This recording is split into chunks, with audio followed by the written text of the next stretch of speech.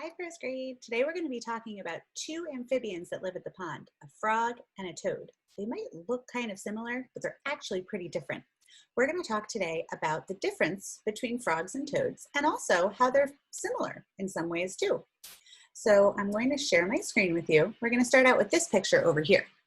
If you just look at the frogs, you can see that there's a slightly different coloring. So let's look at the frog on the left first. The frog on the left has thin, wet, smooth skin that has more color. So if you see something that's really like a brighter green, it's more likely to be a frog.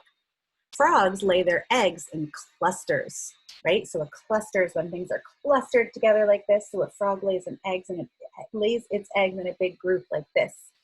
Frogs tend to be slimmer in their body type. Frogs prefer to jump as their mode of transportation. Frogs live in the water and they have very long legs. Now let's look over here at the toad. Thick, dry skin with bumps, usually brown. They can also be like a dark green color, usually darker in color. They lay their eggs in a chain. Okay, so I know that this is a video and we're not live, but follow along with me. Frogs in a cluster, toads in a chain. That's how they lay their eggs. Toads have shorter legs. They live on land. They can go near the water, but they live on land.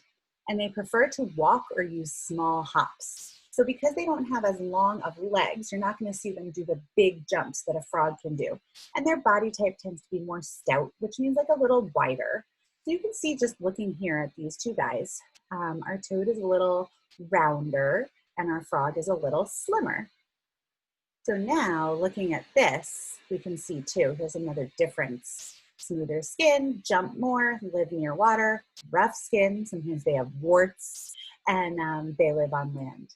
So those are our major differences between frogs and toads, guys. Look at the next couple slides to see a couple more pictures and then answer a couple questions. Have a great day.